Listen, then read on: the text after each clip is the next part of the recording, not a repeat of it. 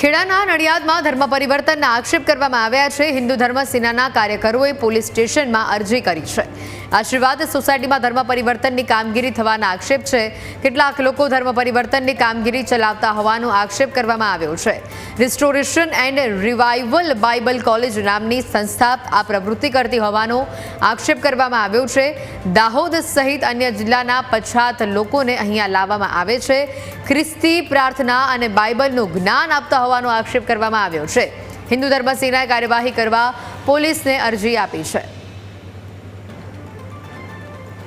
તો આ લોકો પાર્ટી કેમ બોલાય? સ્થાનિક લોકો સેમિનાર બધાને ઓપન આમંત્રણ છે, જે બી આવી શકે છૂટી છે। અહીંના લોકલ કોણ છે? આપણે લોકલ છે ને તારાવી છે, છોકરી કોણ એક જ છે ને, લાર્સન છે પાછળ, અલગ અલગ જગ્યાએ 40 જણા અહીં બેઠા છે, એમાંથી 10 માણસ અહીંના ના એમાંથી નહીં, પણ અલગ અલગ જગ્યાએથી આખા જ્યાંથી આવું એ રીતે છૂટી છે।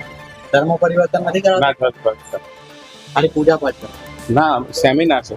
શું શીખવાનો એમાં સેમિનારની અંદર જીવન, આધ્યાત્મિક જીવન કેવું હોય, કેવી રીતે ચાલવું એના સબ।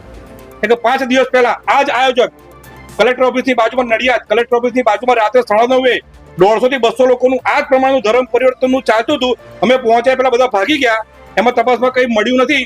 આ બીજી વારના આજ ભય પકડાયા છે। તો પોલીસને, મારે પશ્ચિમ પોલીસને અને એસપી સાહેબને વિનંતી કે આની ઊંડાણમાં તપાસ કરે, આ દરેક યુવાનોના આધાર કાર્ડ ચેક કરે, આ ખરેખર ઈસાઈ સમાજના છે, આદિવાસી સમાજના છે, એ કોણ છે, એની ખરાઈ કર્યા પછી અહીં એમને કેમ લાવવામાં આવ્યા, એની ઊંડાણ ભરી સાચી તપાસ કરે।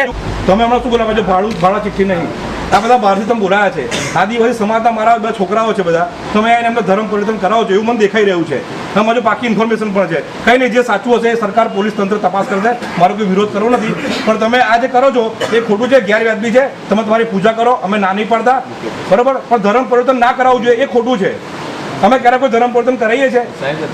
ધર્મ પરિવર્તન છે આ બધા છોકરા હમણાં બોલે કે અમે આદિવાસી સમાજથી આવીએ છીએ, પ્રકૃતિ પૂજક છીએ, અમે બધા દાહોદથી આવ્યા છે, એમના ચહેરા કઈ આપે છે, એમનું આધાર કાર્ડ કહેશે કે ક્યાંથી આવ્યા છે, સમજો, એમાંથી કોઈ મેકવાન નથી, સમજો। આ બધાને અટક જુઓ તમે, કોઈક સેનવા હશે, કોઈક એવા જ હશે બધા।